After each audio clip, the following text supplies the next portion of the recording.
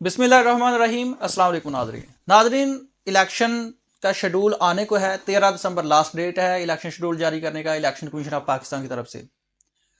और इस election schedule के जारी होने से पहले 11, 12, 13 जो तारीखें हैं इंतहाई इंपॉर्टेंट हैं। और उसके साथ ही साथ 15 तारीख भी इस पाकिस्तान की जुडिशल हिस्ट्री में एक इंतहाई इंपॉर्टेंट तारीख है।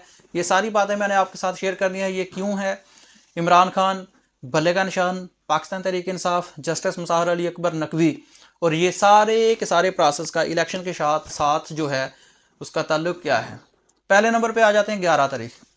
11 तारीख को ये जो अगला हफ्ता है इंतहाई इंपॉर्टेंट है पाकिस्तान तहरीक इंसाफ का इलेक्शन में हिस्सा लेने का और इमरान खान का इलेक्शन में हिस्सा लेने के हवाले से।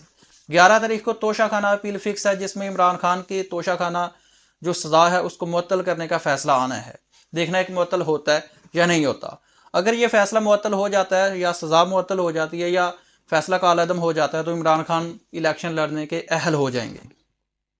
उसके बाद चेंज आए कि इमरान खान अगर जेल में है, अगर इमरान खान अपने नाम से इलेक्शन नहीं लड़ते, किसी से कहीं से ये कागजात नामजदगी जमा नहीं होती, तो इलेक्शन सारा का सारा इमरान खान के नाम का है।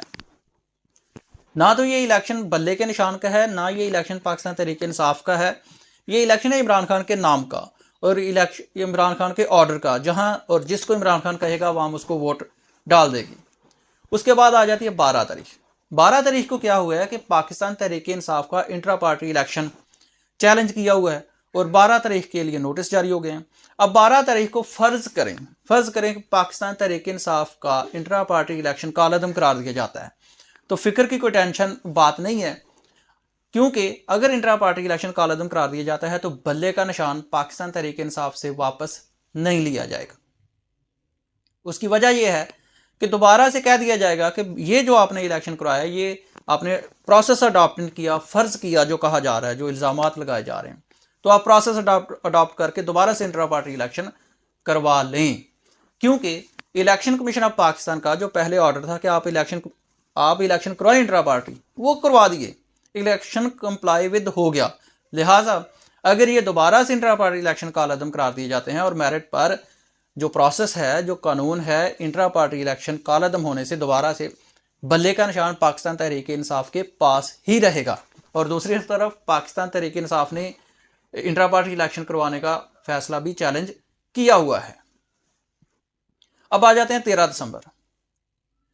13 दिसंबर को भी एक अहम और इंतहाई अहम पाकिस्तान तहरीक इंसाफ के हवाले से और पाकिस्तान पॉलिटिकल जो इस वक्त सिनेरियो चल रहा है उसके हवाले से भी बड़ा अहम केस लगा हुआ है। और 13 दिसंबर को पाकिस्तान तहरीक इंसाफ के जो 9 मई के लोग हैं, आप उनको पाकिस्तान तहरीक इंसाफ से क्योंकि मंसूब किया जाता है, अगर वो पाकिस्तान तहरीक इंसाफ से हैं या नहीं है, कम अज़ कम वो पाकिस्तान के शहरी तो हैं। जो पाकिस्तान के शहरी 9 मई के वाक़यात के इल्ज़ाम में गिरफ़्तार हैं और फ़ौजी हुकाम के तहवील में हैं, उनके हवाले से केस फिक्स हो गया। 13 दिसंबर को फैसला होना है। इंट्रा पार्टी अपील जो हुकूमतों की 3-4 अपीलें फाइल हुई थी वो फिक्स हो गई जी 13 दिसंबर को। 13 दिसंबर को सुप्रीम कोर्ट ऑफ पाकिस्तान के लार्जर बेंच ने फैसला करना है, शायद इस पर फुल बेंच बने और शायद इस पर भी जो कार्रवाई है वो लाइव नशर की जाए और दिखाया जाए कि ये देखें, हमने कानूनी एक पॉइंट था कि जो शहरी हैं, जो सिविलियंस हैं, उनका ट्रायल फौजी अदालतों में होना है या नहीं, उस हवाले से ये हेयरिंग हुई है। और उस हवाले से 13 दिसंबर को ये हेयरिंग होनी है पाकिस्तान की जुडिशल हिस्ट्री का और पाकिस्तान की मिलिट्री हिस्ट्री का, पाकिस्तान की मिलिट्री कोर्ट्स की हिस्ट्री का एक अहम उस दिन केस है कि क्या जो मिलिट्री कोर्ट्स हैं उसमें पाकिस्तान के सिविलियंस का ट्रायल हो सकता है या नहीं, क्या ये आइन के मुताबिक होगा या नहीं। याद रखें, पहले सुप्रीम कोर्ट ऑफ पाकिस्तान के बेंच की तरफ से मिलिट्री कोर्ट्स में सिविलियंस के जो ट्रायल है उसको कालअदम करार दिया था और जो लोग हैं, जो सिविलियंस आर्मी की तहवील में हैं, उनको दूसरी अदालतों में और दूसरे हुकाम के हवाले करने का ऑर्डर किया जा चुका है। अब आ जाते हैं 15 तारीख को। याद रखें, 15 तारीख एक बड़ा दिलचस्प काम होने वाला है, बड़ा दिलचस्प सूरत हाल है। सूरत हाल ये है कि उस तारीख में जजों की लड़ाई है, जज मुलजम, जज मदई और जज ही मुनसिफ, जज ही मुलजम, जज ही मदई, जज ही मुनसिफ। मदई नहीं, सॉरी, मदई तो एक आम पब्लिक है, लेकिन उसमें सुप्रीम जुडिशल काउंसिल में कंप्लेंट आई जस्टिस मज़ाहर अली अकबर नकवी के खिलाफ। जस्टिस मज़ाहर अली अकबर नकवी ने को जब शोकॉज नोटिस जारी किया गया तो जस्टिस मज़ाहर अली अकबर नकवी साहब ने उस शोकॉज नोटिस को चैलेंज कर दिया आईनी पिटीशन में सुप्रीम कोर्ट के पास। अब उसमें मदई हो गए जस्टिस मज़ाहर अली अकबर नकवी साहब, और इल्ज़ाम किस पर लगाया कि ये मुझे गलत शोकॉज नोटिस जारी किया, वो है सुप्रीम जुडिशल काउंसिल। और मुनसिफ कौन है? 3 जस्टिस जमाल मंदुखेल, जस्टिस मुसर्रत हलाली साहब और शायद इजाजुल अमीन जो हैं। तो इनमें 3 रुकनी बेंच समाअत करेगा। ये सारा का सारा केस जजेस के दरमियान में है।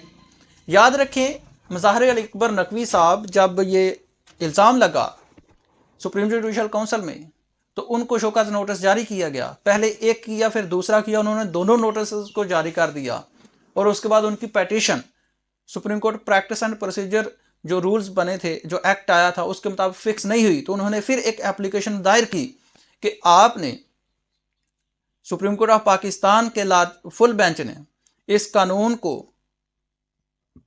बहाल किया है, मीन्स के वैलिड करार दिया है। तो इस कानून के मुताबिक हर केस मैक्सिमम 14 दिन के अंदर फिक्स होना है। तो क्यों नहीं फिक्स किया गया? अब जस्टिस मज़ाहर अली अकबर नकवी की इस पिटीशन को 15 दिसंबर के लिए फिक्स कर दिया गया है। और 15 दिसंबर को एक बहुत बड़ा पाकिस्तान की तारीख का ये फैसला होना है कि क्या जस्टिस मज़ाहर अली अकबर नकवी को जो सुप्रीम जुडिशल काउंसिल की तरफ से शोकॉज नोटिस जारी किया है वो गलत है या सही है। अगर इसको सही करार दिया जाता है तो वो उसका जाके जवाब देंगे, गुनाहगार यहाँ पर नहीं करार पाएंगे बल्कि उस शोकॉज नोटिस का जवाब देंगे और उसके बाद फैसला होगा कि ये सही है या गलत है। लेकिन अगर उस शोकॉज नोटिस को गलत करार दिया जाता है तो सुप्रीम जुडिशल काउंसिल आगे से शोकॉज नोटिस जारी करने के हवाले से मुख्तलिफ सवालात उठेंगे और एक प्रैक्टिस बन जाएगी कि सुप्रीम जुडिशल काउंसिल किसी जज साहब को नोटिस देती है और वो आके चैलेंज करते हैं और फिर ये एक प्रेसिडेंट बन जाएगा। लिहाजा 15 दिसंबर इस हवाले से जुडिशल हिस्ट्री के हवाले से बहुत इंपॉर्टेंट है। शुक्रिया।